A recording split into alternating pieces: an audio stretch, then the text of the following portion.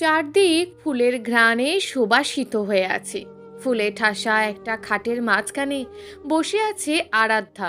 আজ ওর কাছে এই সুন্দর গোলাপের ঘ্রাণও খুব বিচ্ছিরি গন্ধ লাগছে। এভাবে বসে থাকতে খুব বিরক্তি লাগছে ওর, আর ঠান্ডাও লাগছে বেশ। এজন্য সে গ্রামের বাড়ি খুব কমই পছন্দ করে। একটু আগেই একটা কাগজে সই করেছিল আরাধ্যা, যার পরিণতি হিসেবে সে এখন এখানে বসে আছে। সবার জন্য এটা বিয়ে হলেও ওর জন্য এটা একটা সই মাত্র। মনের অনিচ্ছায় একটা কাগজে সই করে দিলেই কি বিয়ে হয়ে যায়? মানুষ কি করে এটাকে বিয়ে বলতে পারে? আরাধ্যা এটাকে বিয়ে বলে মানেই না, কারণ এই বিয়েতে আরাধ্যা একদমই রাজি ছিল না। তার ওপর এখন এই অবস্থা। কথায় আছে না, যারে দেখিতে না পারি তার চলন বাঁকা। এই লোকটাকেই পছন্দ করে না আরাধ্যা। তাই এই লোকের বাড়ির কিছুই ভালো লাগছে না আরাধ্যার কাছে। কি করে মুক্তি পাবো আমি এখান থেকে? কিছু একটা আমাকে করতেই হবে। এভাবে থাকলে তো চলবে না। নিজে নিজে কথাগুলো বলছে আর অঝোর ধারায় কাঁদছে আরাধ্যা। ঠিক তখনই দরজা খুলে কেউ ভেতরে প্রবেশ করে। দরজার আওয়াজ শুনে নড়ে চড়ে বসে আরাধ্যা। তার চিরশত্রু, যাকে সে মনে প্রাণে ঘৃণা করে, সেই লোকটা এসেছে। চোখ মুখ মুছে স্বাভাবিকভাবে হয়ে যায় আরাধ্যা। সে জানে তাকে কি করতে হবে। তুমি ঠিক আছো তো? মনে এক রাশ রাগ ও ঘৃণা থাকলেও মুখে হাসির রেখা টেনে উত্তর দিল আরাধ্যা। আমি চেঞ্জ করে আসি? তুমিও চেঞ্জ করে নাও যদি ইচ্ছে হয় আর কি। তোমার তো আবার সাজগোজ করে থাকতে ভালো লাগে। খুবই সুন্দর লাগছে তোমাকে প্রিয়তমা। আরাধ্যার উদ্দেশ্যে কথাটা বলল আদিত্য। আরাধ্যার তো রাগে গা জ্বলে যাচ্ছে, তবুও মুচকি হেসে বলল, যান আপনি, ফ্রেশ হয়ে আসেন। আদিত্য ওয়াশরুমে চলে যায়। কি মিস, এত কি ভাবছো? আমাকে নিয়ে ভাবছো তো? এই তো আমি চলে এসেছি। আরাধ্যার পাশে বসে বলল আরিয়ান। তুমি তুমি এসেছো? আমি এখানে থাকবো না আরিয়ান, আমাকে নিয়ে যাও এখান থেকে। ছলো ছলো চোখে তাকিয়ে বলল আরাধ্যা। আরে প্লিজ কান্না করো না, এত সুন্দর সাজটা নষ্ট হয়ে যাবে একদম। আরিয়ান, তুমি মজা করছো? আমি তোমাকে খুব ভালোবাসি আরিয়ান। জানি তো। শোনো, খুব টায়ার্ড লাগছে, চুলগুলো একটু টেনে দাও। আরাধ্যার কোলে মাথা রেখে বলে। আরাধ্যার চোখের পানি ওর গাল বেয়ে আরিয়ানের ঠোঁটের ওপর পড়ছে। খুব ইচ্ছে ছিল এভাবে আরিয়ান ওর কোলে শুয়ে থাকবে। আরও কতই না স্বপ্ন ছিল বাসর রাত নিয়ে আরাধ্যার। যাও, ফ্রেশ হয়ে আসো। আদিত্যের কথায় বাস্তবে ফেরে আরাধ্যা। তার মানে এতক্ষণ আমি কল্পনার জগতে ছিলাম? হেস, সত্যি যদি আরিয়ান থাকতো। তোমার কি কোনো প্রবলেম হচ্ছে? আদিত্যের কথায় উত্তর না দিয়ে এক সেট জামা হাতে করে আরাধ্যা ওয়াশরুমে ঢুকে যায়। বেসিনে কল ছেড়ে দিয়ে আরাধ্যা মুখে পানি দিচ্ছে আর অনবরত কেঁদে যাচ্ছে। হে সৃষ্টিকর্তা, কেন আমার সাথে আপনি এমনটা করলেন? কি ভুল ছিল আমার? আমাকে আর আরিয়ানকে এক করে দিলে কি ক্ষতি হতো আপনার? একটু পরে কি হবে আমার? আমার সব স্বপ্ন শেষ হয়ে যাবে? আমাকে অন্য কারোর শিকার হতে হবে? না, কখনোই না। আমি শুধু আরিয়ানের। আমার সব কিছু আরিয়ানের জন্য। আমার মন প্রাণ সব জুড়ে শুধু আরিয়ানই আছে। আমার ওপর শুধু আমার আরিয়ানেরই অধিকার। আমি অন্য কারোর হব না। প্রয়োজনে শেষ করে দেব, খুন করে ফেলবো, তবুও অন্য কারোর হব না। নিজে নিজে কথাগুলো বলছে আরাধ্যা। আর কান্না তো চলছেই। মিনিট 20 পর নিজেকে সামলে বের হলো আরাধ্যা। এত সময় লাগছে তোমার? আসো, আজকে কোনো ঘুম হবে না, অনেক কথা আর প্রেম হবে।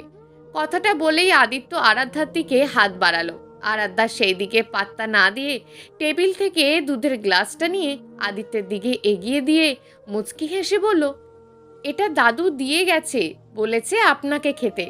আদিত্য দুধ খেতে খেতে আরাধ্যার দিকে তাকিয়ে বলছে, তুমি খাবে না? না, আমার ইচ্ছে করছে না। এমনিতেও আপুরা অনেক খাইয়ে দিয়েছে। দুধ শেষ হলে আরাধ্যা গ্লাস রেখে খাটের এক কোণে বসলো, আদিত্যের থেকে কিছুটা দূরত্ব রেখে। আদিত্য কথা বলছে, আরাধ্যা হ্যাঁ হুঁ উত্তর দিয়ে যাচ্ছে। ও বারবার আদিত্যকে দেখছে। 10 মিনিটের মধ্যে আদিত্য ঘুমে নেতিয়ে পড়ল। আরাধ্যা দাঁড়িয়ে গেল।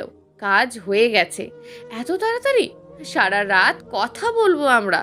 আমি আর আরিয়ান। তুমি তো ঘুমিয়ে গেছো, একেবারেই ঘুমিয়ে গেলে, আর জাগবে না। কেউ আপনাকে জাগাতে পারবে না। আর আপনার সো কল্ড ওয়াইফ, সরি, নিজেকে আমার আপনার সো কল্ড ওয়াইফ বলতেও ঘৃণা হয়। আমি শুধু আরিয়ানের বউ, আর আমি তো আপনাকে জাগাতেই যাব না। আর আজ আমাদের ভালোবাসার রাত, আমার আর আরিয়ানের। শুধু কাছে থাকলেই ভালোবাসার রাত হয় না, দূর থেকেও ভালোবাসা যায়। চোখ থেকে দুফোঁটা পানি গড়িয়ে পড়ল আরাধ্যার। আদিত্যর দিকে তাকিয়ে হেসে হেসে বলল আরাধ্যা। আরাধ্যা ব্যাগ থেকে নিজের ফোনটা বের করে আরিয়ানের কাছে কল করলো। প্রথমবার রিং হতেই আরিয়ান ফোন রিসিভ করলো। হ্যালো। হ্যাঁ বলো। ঘুমাওনি? না। তোমার সাথে কথা না বলে আমি কখনো ঘুমাতে পারি? আরিয়ান, তো তুমি খাইছো? কোনো রকম, ওই লোকটার বাড়ির মানুষদের দেখানোর জন্য। তুমি খাইছো? হ্যাঁ। তুমি যে কথা বলছো ওই লোকগুলো শুনতে পাচ্ছে না? না, ওকে একেবারে ঘুম পাড়িয়ে দিয়েছি, আর উঠবে না ও। কিভাবে? তখনই আমি উঠে দাদির এনে দেওয়া দুধের মধ্যে ওষুধ মিশিয়েছি, তারপর বের হওয়ার পর সময় বুঝে ওকে দুধটা দিয়ে দিলাম। কি? হারু, তুমি ওই লোকের সাথে কি করেছো? বিষ খাইয়ে দিয়েছো নাকি? না, পারলে তো তাই করতাম, তবে আপাতত ওই মানুষটাকে আমি এমন ওষুধ দিয়েছি যেটা আমার দুইটা কাজ করবে। একটা হচ্ছে ওই লোক আমার সাথে কিছু করার সাধ্যে থাকবে না, দ্বিতীয়টা হচ্ছে ও ঘুমে বিভোর থাকবে। আচ্ছা আরু, এটা কি ঠিক হচ্ছে? ও, এখন তুমি আমাকে ছেড়ে অন্য মানুষের প্রতি দরদ দেখাবে? একবার দরদ দেখালে আমার ফ্যামিলির প্রতি। আমাকে তোমার সাথে নিয়ে যাওয়ার কথা বলেছিলাম, আর তুমি কি উত্তর দিয়েছিলে? আমি আমার ফ্যামিলিকে ছেড়ে গেলে ওরা খুব কষ্ট পাবে, আমি সুখী হব না, ভালো থাকবো না। আর এখন দরদ দেখাচ্ছ ওই লোকের জন্য? আমার জন্য কি কখনো ভেবেছিলে তুমি? রাগ ও কান্না মিশ্রিত কণ্ঠে বলল আরাধ্যা। হারু, আমি জানি তো তুমি আমাকে খুব ভালোবাসো, আর আমিও তোমাকে ভীষণ ভালোবাসি, কিন্তু। কি কিন্তু? কিসের কিন্তু আরিয়ান? আমি জানি তো আমি শুধু তোমায় ভালোবাসি, কেউ তো আমাকে ভালোবাসে না। আমার যা ইচ্ছে আমি তাই করব। আমার দরকার নেই কোনো সংসার, দরকার নেই কোনো স্বামীর, দরকার নেই কোনো সন্তান, দরকার নেই কারোর। আমি একাই যথেষ্ট নিজের জন্য, আমি একা থাকতে পারবো। কিন্তু তোমাকে ছাড়া অন্য কাউকে কখনো নিজের জীবনে জায়গা দেওয়া তো দূর, এই কথা ভাবার চিন্তা করলেও ভয় করে। তুমি আমাকে ভালোবাসো আর না বাসো, আমার সাথে সম্পর্ক রাখো আর না রাখো, আমি শুধু তোমাকেই ভালোবাসি। কথাটা বলেই আরাধ্যা কাঁদতে কাঁদতে ফোন কেটে দেয়। আরিয়ান ভাবছে আরাধ্যা বড্ড অভিমানী মেয়ে, রাগ করে নয়, অভিমান করে ফোনটা কেটেছেও।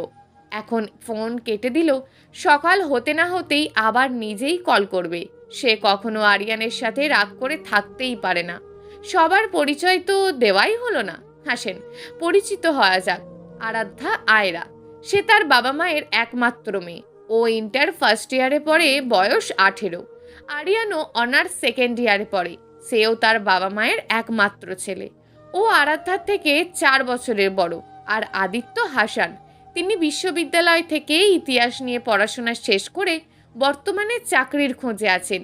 তিনি আরাধ্যার 8 বছরের বড়, তার বয়স 26 বছর। বাকিটা আস্তে আস্তে জানবেন। সকালে আরাধ্যা আদিত্যের আগে ঘুম থেকে উঠে পড়ে, রুম থেকে বেরিয়ে যায়। আরাধ্যার ননদ মানে আদিত্যের বোনও, ওর চাচাতো ফোপা বোনরা আরাধ্যার সাথে কাল রাতের ব্যাপারে জিজ্ঞেস করছে, আর বেশ হাসি ঠাট্টা করছে আরাধ্যার সাথে। আরাধ্যার এসব কিছু একদমই ভালো লাগছে না।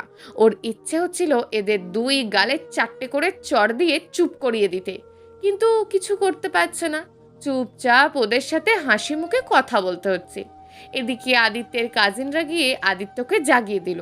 আদিত্য বসে বসে কাল রাতের কথা ভাবছে। হুট করেই ঘুমিয়ে গেলাম আমি, না জানি আরাধ্যা মাইন্ড করেনি তো, ওকে জিজ্ঞেস করতে হবে। কিন্তু কি করে? এত মানুষের ভিতর আরাধ্যার সাথে কথা বলাও তো মুশকিল। থাক, রাতেই না হয় বলবো সব। এদিকে সব মেহমানরা আসতে শুরু করেছে। আরাধ্যাকে রেডি করানোর জন্য নিয়ে যাওয়া হয়েছে। আরাধ্যার রেডি হওয়া শেষ। তুমি সাজবে শুধু আমার জন্য, আমি ছাড়া অন্য কারোর জন্য সাজার তোমার অধিকার নেই। আচ্ছা, তাই নাকি? কিন্তু আমি আমাদের বিয়ের সময় খুব সাজবো। ঠিক আছে, অনেক ভেবেচিন্তে বলল আরিয়ান। শোনো, আমরা প্রতিটি অনুষ্ঠানে ম্যাচিং করে ড্রেস পরবো, ওকে? আচ্ছা মহারানী, আপনার সব ইচ্ছে পূরণ হবে। ভাবি, তোমাকে দারুণ লাগছে। ভাই আর তো আর চোখের পলকও পড়বে না। হাদিবার মানে আদিত্যের বোনের কথায় ঘোর কাটে আরাধ্যার।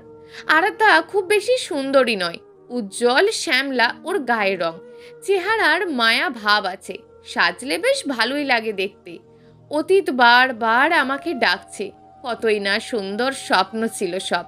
মানুষ ঠিকই বলে কোনো কিছু নিয়ে বেশি স্বপ্ন দেখতে নেই, সব স্বপ্নই তো আমার পূরণ হচ্ছে, শুধু পাশের মানুষটা পাল্টে গেছে। এমন ইচ্ছে পূর্ণ না হলেও কি হতো, আরিয়ানকে পেলে ওর সাথে এক কাপড়ে যেতেও আমার কোনো কষ্ট হতো না। ওই তো আমার সব স্বপ্ন। বাবা মায়েরা এমন স্বার্থপর কি করে হয় কে জানে। তাদের কথা মতো চললে তারা সব কিছু দিতে রাজি, আর তাদের কথার একটু নড়চড় হলেই আর চেনেই না নিজের সন্তানকে। এটা তো স্বার্থপরতাই, তাই না? যে কারোর কথা মতো চললে যে কেউই তো পাশে থাকবে। কথাগুলো ভাবতেই আরাধ্যার চোখ থেকে আপনা আপনি পানি গড়িয়ে পড়ল। কি ভাবি, কাঁদছো কেন? বাসার জন্য মন খারাপ করছে? আমরাও তো তোমার আপনজনই। হঠাৎ আরাধ্যার ফোন বেজে উঠল। তুমি বসো ভাবি, আমি এনে দিচ্ছি বলেই আদিবা ফোনটা রিসিভ করলো। আরিয়ান কল দেয়নি তো? ইস, কি হবে। ভাবি, তোমার ফ্রেন্ড কল করেছে, ধরো বলেই আদিবা আরাধ্যার হাতে ফোন দেয়। কিরে, কি খবর? এই তো, তুই কেমন আছিস মিহু? ভালো আছি। শোন, কাল রাতে কাজ হয়েছে তো? হ্যাঁ, একমাত্র তুই তো আছিস যে শুরু থেকে শেষ অবধি আমার সাথে। আর সবাই তো, দেখবি একদিন সব ঠিক হয়ে যাবে। সেই একদিন আর আমার জীবনে আসবে না। আর তুই আসছিস তো আজকে? হুম। অনুষ্ঠান শেষে সবাই যে যার বাড়ি চলে গেছে। আরাধ্যা আদিত্য রুমে বসে আছে। আমার জীবনটা খুবই অদ্ভুত। যখনই ভাবি আর কোনো কষ্ট আসবে না, তখনই একটা বড় বিপদ মাথায় এসে পড়ে। এবার কি করে মুক্তি পাবো আমি এই ভয়ঙ্কর যন্ত্রণা থেকে? কি করে ফিরে পাবো আরিয়ানকে? আর যদি আদিত্যর থেকে কোনোভাবে মুক্তি পেয়েও যায়, আরিয়ান কি আমাকে আপন করে নেবে? ভেবেছিলাম বিয়ের পর আর কোনো লুকোচুরি করতে হবে না ফ্যামিলির সাথে, আরিয়ানের সাথে কথা বলতে ভয় পাওয়া লাগবে না, কেউ বাধা দেবে না, কত স্বপ্নময় হবে জীবনটা তখন। অথচ এই বিয়ে নামক অভিশাপ আমার জীবনের সব রং কেড়ে নিয়েছে। বসে বসে ভাবছে আরাধ্যা, তখনই আদিত্যর প্রবেশ। মন খারাপ নাকি? আদিত্যর কথা শুনেও না শোনার ভান করে চুপ থাকলো আরাধ্যা।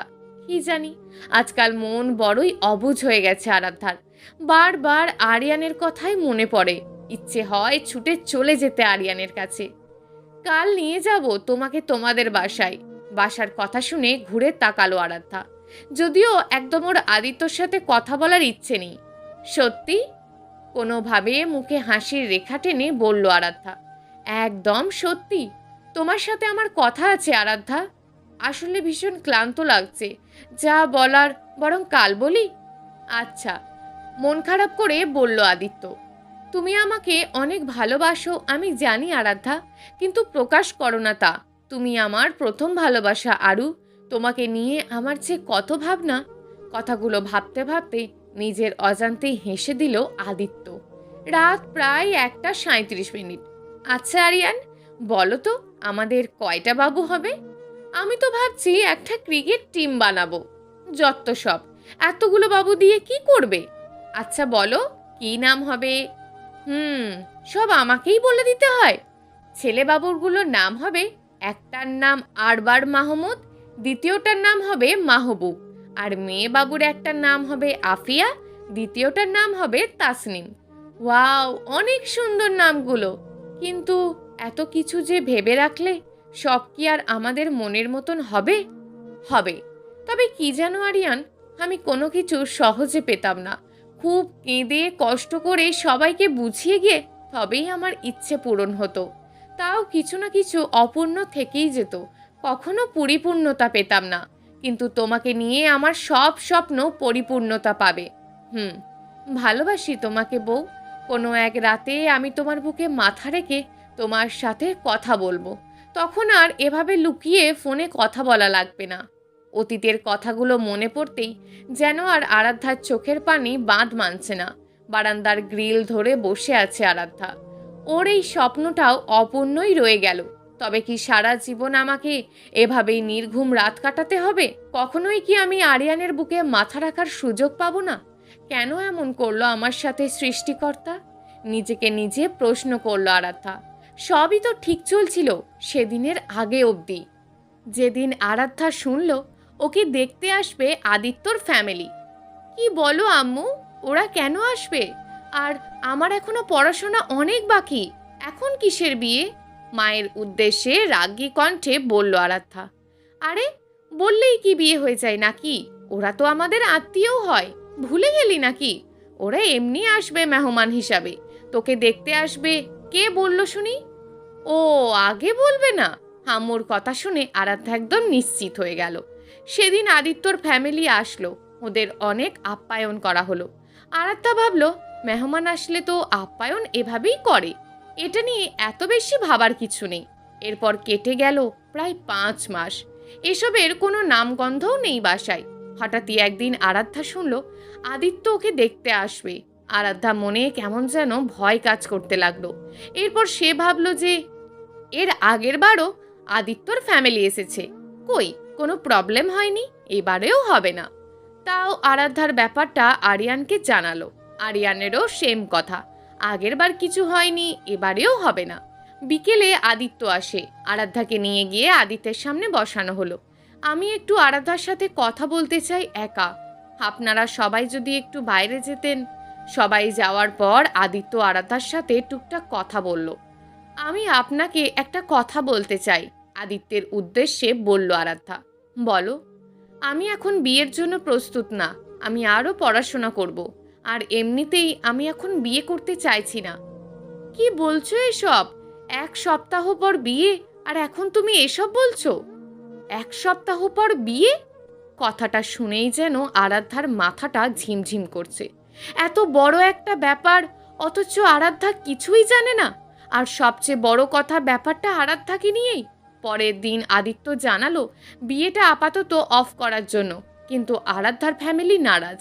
কারণ ওরা জানে যে আরাধ্যার কারণেই বিয়েটা অফ করা হয়েছে। সবাইকে আরিয়ানের ব্যাপারটা বলে দিলে হয়তো সবাই আর আমাকে বিয়ের জন্য চাপ দেবে না। আমি তো সব সময় আব্বু আম্মুর সব কথা শুনেছি, ওরাও আমার এই কথাটা নিশ্চয়ই শুনবে ভেবেই আরাধ্যা ওর আম্মুকে সব জানালো। কিন্তু আরাধ্যার ফ্যামিলি আরিয়ানের ব্যাপারে মানতে রাজি না। ওরা কোনো কিছু যাচাই করতেই চায় না আরিয়ানের সম্পর্কে।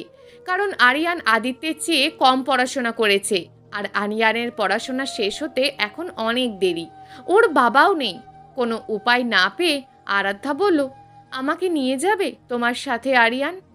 তুমি বিয়ে করে নাও আরু, তোমার ফ্যামিলি কখনো আমাকে মেনে নেবে না। কি বলছো এসব? তুমি পাগল হয়ে গেছো? আমি তোমাকে ভালোবাসি, আমি তো আছি। তুমি ওই লোককে বিয়ে করে নাও প্লিজ। এখন আমি কিছু করতে পারবো না, আর আমাদের দেখা হবে, কথাও হবে। আর আমি তোমাকেই ভালোবাসি, ভালোবাসবো। আরাধ্যা আর আরিয়ানকে জোর করলো না, কারণ আরাধ্যা জানে আরিয়ানের কিছুই করার নেই। আরিয়ানের বাবা নেই, ওর আম্মুই ওকে কষ্ট করে এই পর্যন্ত এনেছে। ওর আর কোনো ভাইও নেই। এখন যদি ও আরাধ্যাকে বিয়ে করে ফেলে, সেটা কি আরিয়ানের আম্মু মানতে পারবে? ওনার সব আশা ভরসা তো আরিয়ানকে নিয়েই। এদিকে আরাধ্যার আম্মু খাওয়া দাওয়া অফ করে দিয়েছে। ওর আব্বু ওর সাথে কথাও বলে না। ফ্যামিলির কেউ আরাধ্যার সাথে কথা বলতে চায় না। সারা দিন বকাবকি, অশান্তি, বিভিন্নভাবে আরাধ্যাকে ভয় দেখায়। অবশেষে নিজের সব স্বপ্ন ত্যাগ করে নিজের ইচ্ছের বিরুদ্ধে ফ্যামিলির সম্মানের দিকে তাকিয়ে, আম্মুর দিকে তাকিয়ে আরাধ্যা বিয়েতে রাজি হয়। আর বিয়েটা হয়ে যায় আদিত্যর সাথে। আরাধ্যা ডিরেক্টলি আদিত্যকে কিছু না বললেও বিয়ের আগে বিভিন্নভাবে বিভিন্ন কথা দিয়ে বোঝাতে চাইছে যে ও এই বিয়েটা করতে চায় না। আদিত্য এত বুদ্ধিমান মানুষ, কেন জানি বুঝেও ব্যাপারটা বুঝতে চাইতো না। এরপর আরাধ্যা ভেবে নিয়েছে যে তাকে কি করতে হবে। ও যেহেতু বিয়েটা আটকাতে পারেনি, তাই ও এমন একটা মেডিসিন নিয়েছে যেটা খাওয়ালে আস্তে আস্তে মানুষের পুরুষত্বটা একেবারেই নষ্ট হয়ে যায়। কারণ আরাধ্যা কখনোই কোনোভাবে আদিত্য নামের মানুষটার সাথে কোনো সম্পর্কে জড়াতে চায়নি। ভোরে ঘুম ভেঙে যায় আরাধ্যার। অতীতটা আজকাল পিছনে লেগেই আছে। এখন তো স্বপ্নেও আসা শুরু করে দিয়েছে। তার মানে এতক্ষণ স্বপ্ন দেখছিল আরাধ্যা। আর বিয়ের আগে সবাই বলেছিল খুব তাড়াতাড়ি তুই অতীত সব ভুলে যাবি। সবাই মিথ্যাবাদী, স্বার্থপর। সকাল প্রায় 11টার দিকে আরাধ্যা আর আদিত্য এসে আরাধ্যাদের বাসায় পৌঁছায়। আরাধ্যা বাসায় এসে দেখলো ওর কাজিন বেড়াতে এসছে নিজের হাজব্যান্ডকে নিয়ে। আসল কথা হচ্ছে ওর এই কাজিনটার বিয়ে তার ভালোবাসার মানুষের সাথেই হয়েছে। অথচ আরাধ্যা যখন বাসায় আরিয়ানের কথা বলেছিল তখন তনুও আরাধ্যার বিরোধিতা করেছিল, তাও একেবারে কঠোরভাবে। কত হেল্প করেছিল আরাধ্যা তনুকে তাসকিনের ব্যাপারে, আর সেই তনুই কিনা আরাধ্যার আম্মুকে আরিয়ানকে নিয়ে বাজে কথা বলেছিল। আরাধ্যা দাঁড়িয়ে আছে আর দেখছে আদিত্যকে ওর পরিবার কত আদর যত্ন করছে। এই জায়গায় আরিয়ান হলে খারাপ হতো না। আরিয়ানেরই তো থাকার কথা ছিল এখানে, কিন্তু তা কেড়ে নিয়েছে আদিত্য। আরাধ্যা নিজের রুমে গিয়ে ফ্রেশ হয়ে নিল। বাসার কারোর সাথে কথা বলার ওর একদমই ইচ্ছা নেই। বারান্দায় দাঁড়িয়ে বাইরের দৃশ্য দেখছে আরাধ্যা। কিরে, কেমন আছিস? কণ্ঠ শুনেই আরাধ্যা আন্দাজ করছে এটা তনু। এই মেয়ের চেহারা দেখলেও ওর শরীর জ্বলে। ধোকাবাজ মেয়ে কত বড় ঠকানো ঠকিয়েছিল আরাধ্যাকে। সেদিনের কথা আরাধ্যার এখনো মনে পড়ে, যেদিন আরাধ্যা ওর পরিবারের সবাইকে আরিয়ানের কথা জানিয়েছিল। তনু আগে থেকেই সব জানতো আরাধ্যা আর আরিয়ানের রিলেশনের ব্যাপারে। আরাধ্যার আম্মু আরাধ্যাকে সাফ না করে দিয়েছিল আরিয়ানের সাথে কথা বলতে, কিন্তু আরাধ্যা লুকিয়ে আরিয়ানের সাথে কথা বলতো। একদিন আরাধ্যা কলেজ থেকে এসে দেখলো তনু আর আরাধ্যার আম্মু ওর ফোন থেকে আরাধ্যা ও আরিয়ানের মেসেজ চেক করছে। পরে আরাধ্যা বুঝতে পারে যে তনুই আরাধ্যার আম্মুকে এসব বের করে দেখিয়েছে। সে সবার মনে আরিয়ানের বিরুদ্ধে বীজ ঢেলেছিল। কিরে আরু, কথা বলছিস না কেন? কেমন আছিস তুই? ভালো। আমি বলেছিলাম না তোকে ওই ছেলেটা থেকে আদিত্য 1000 গুণে ভালো? তাই নাকি তনু? সবাই তো বলেছিল তাসকিনের চেয়েও শাহির অনেক ভালো। তাহলে তুই কেন শাহিরকে ছেড়ে তাসকিনকে ধরলি? আরাধ্যা, তুই ওই ছেলের জন্য আমাকে অপমান করছিস? তুই ওই ছেলের সাথে তাসকিনের তুলনা করছিস কেন রে? তাসকিন ইংল্যান্ডের প্রিন্স আর আরিয়ান রাস্তার ভিখিরি। তুই আমি সবাই জানি যে তাসকিন আর আরিয়ানের দুজনের স্ট্যাটাস সেম, শুধু তাসকিনের বয়স বেশি আর আরিয়ানের বয়স কম। তাসকিনের বয়সে পৌঁছালে আমার আরিয়ান আরও বেশি সাকসেসফুল হবে, এটা আমি বলছি, দেখে নিস। তুই এখনো ওই ছেলেকেই ভালোবাসিস? হ্যাঁ, আমি শুধু আরিয়ানকে ভালোবাসি আর ওকেই ভালোবাসবো। তুই যদি তাসকিনকে না পেতিস, যদি সবাই তোকে জোর করে আমার মতন শাহিরের সাথে বিয়ে দিয়ে দিত, তাহলে তুই বুঝতিস আমার যন্ত্রণাটা। তনুর দিকে চেয়ে অশ্রুসিক্ত নয়নে বলল আরাধ্যা। আরাধ্যা রুমের দরজা বন্ধ করে আরিয়ানকে কল দিল। হ্যালো আরিয়ান। হ্যাঁ, কেমন আছো? যেমন ছিলাম তেমনই আছি। আচ্ছা আরিয়ান, একটা কথা জিজ্ঞেস করি, সত্যি বলবে তো? কি বলে এসব আমার মহারানী? আপনি কি আমার অনুমতি নিয়ে কথা বলছেন? আদেশ করুন শুধু। মজা করো না তো, একদম মজা করছি না। আচ্ছা, আমি সত্যিই তোমার মহারানী? একদম পাক্কা। আচ্ছা আরিয়ান, তুমি কি আমাকে বিশ্বাস করো? এ কেমন কথা আরু? নিজের চেয়েও বেশি বিশ্বাস করি তোমায়। তাহলে বলো, তুমি প্রতিষ্ঠিত হওয়ার পর আমি যদি বলি আমাকে তোমার কাছে নিয়ে যাও, আমাকে বিয়ে করবে? কিন্তু সেই সময় অবধি আমাকে আদিত্যর বাড়িতে থাকতে হবে। আর তুমি তো জানো আমি আদিত্যর সাথে কি করেছি, করব। তুমি তো আমার মনের কথা বললে, আমিও তোমাকে এটাই বলতে চেয়েছিলাম। এত ভালোবাসো তুমি আমাকে? ভালোবাসি, ভীষণ ভালোবাসি। দিন গেল, মাস গেল, বহু বছর কেটে গেল, প্রায় 15 বছর। বদলে গেছে সময়, বদলে গেছে যুগ, বদলে গেছে সমাজ, আর কালের সাথে সাথে বদলে গেছে মানুষগুলো। শুধু বদলায়নি কিছু অনুভূতি, কিছু ভালোবাসা। ফোনের আওয়াজ শুনে বারান্দা থেকে রুমের দিকে যায় আরাধ্যা। প্রায় রাত 2:43। এই সময় অচেনা নাম্বার থেকে ফোন এলে যে কেউ ঘাবড়ে যাবে, আরাধ্যারও ঠিক তাই হলো। তবুও সাহস করে ফোন রিসিভ করলো সে। হ্যালো, কে বলছেন? কেমন আছো? কণ্ঠটা চিনতে ভুল হয়নি আরাধ্যার। কিন্তু মনের ভুল নয় তো? এটা কি সম্ভব? ওপাশ থেকে ফের বলে উঠল, কেমন আছো মহারানী? আরিয়ান? বলে একটা দীর্ঘশ্বাস ছাড়লো আরিয়ান। এত রাতে তুমি ঘুমাওনি আরিয়ান? আমার মায়াবতীও তো জেগে আছে। বারান্দার গ্রিল ধরে দাঁড়িয়ে আছে সে। তার মায়াবী দু চোখ থেকে বর্ষার ধারা নামছে, তাই না মায়াবতী? আরিয়ান বলেই জোর করে কাঁদতে লাগলো আরাধ্যা। এইভাবে 10 মিনিট যাওয়ার পর আরাধ্যা নিজেকে সামলে নিয়ে বলল, তোমার বউ বাচ্চা কেমন আছে আরিয়ান? কয়টা বাবু আছে তোমার? কি নাম রাখছো ওদের? বাচ্চার বাবা তো হতেই পারলাম না। আসলে আমার বউটা ভালো নেই, সারাদিন কান্নাকাটি নিয়েই থাকে, আমার কাছে তো আসেই না, অনেক দূরে সে আমার থেকে। তো বাবু কেমনে হবে বলো? মানে কি আরিয়ান? আচ্ছা তুমিই বলো, ভালো রাজাদের কি অনেক মহারানী থাকে? তারা তো একজনকেই ভালোবাসে, তাকেই বিয়ে করে, আর সেই মহারানী হয়। তাহলে আমি কি করে খারাপ রাজা হই বলো? তুমি তো বলতে আমি খুব ভালো, তুমিই আমার বউ, তুমিই আমার মহারানী, তুমিই আমার মায়াবতী। কিন্তু আরিয়ান, সেদিন তোমার সাথে কথা বলার পর আমি তো সিম, এফবিআইডি, বাসার অ্যাড্রেস সব চেঞ্জ করে ফেলেছি, কারণ আমি চাইনি তোমার ওপর বোঝা হতে। তুমি আমাকে বিয়ে করলেও কোনো একদিন ভাবতে আমি আমার প্রথম বিয়েতে থাকতে পারিনি। তোমার সাথে কি আর ভালো হয়ে থাকবো? আর আমার কারণে তোমার পরিবারের সঙ্গেও তোমার ঝামেলা হতো। তাহলে তুমি কেন বিয়ে করনি? তুমি যা করছিলে তোমার ইচ্ছে, আমি যা করেছি আমার ইচ্ছে। আমি জানি আমার মায়াবতী আমার ছিল, আর এখনও আমারই আছে। আমার ভালোবাসার ভাগ সে কাউকে দেয়নি, তাহলে আমি কি করে দিই? তুমি বিয়ে করে নাও আরিয়ান, তুমি এখনও বিয়ে করতে পারবে। কি যে বলো, বয়স 37 শেষ, বুড়ো হয়ে গেছি। ভালোবাসি মায়াবতী, খুব ভালোবাসি তোমারে। আমি জানি অনেকেই আদিত্যর সাথে আরাধ্যা এমন করেছে, কেন সেটা বলবে। আরাধ্যা আদিত্যকে এই বিয়ে না করার জন্য অনেকভাবে বুঝিয়েছে, কিন্তু আদিত্য ইচ্ছা করেই বুঝেও বুঝতে চায়নি।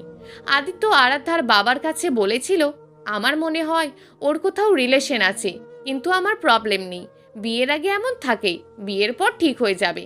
আর আমাদের সমাজে এমন অনেক মেয়ে আছে যারা বাধ্য হয়ে ফ্যামিলির পছন্দে বিয়ে করে, কিন্তু পরে ওরা ভালো থাকে না, সারা জীবন ওদের এভাবেই কাটাতে হয়। বাইরে থেকে সবাই মনে করে ওরা খুব সুখী, কিন্তু ওরা আর সৃষ্টিকর্তাই ভালো জানে তাদের মনের খবর। এখানে আরিয়ান বিয়ে করেনি তার মহারানীকে ছাড়া, আর আরাধ্যা বিয়ে করেও স্বামী পায়নি, সংসার পাতেনি তার আরিয়ানকে ছাড়া। তাদের ভালোবাসা যে খাঁটি ছিল, তাই যুগ যায় তবুও তাদের ভালোবাসা ফুরায় না।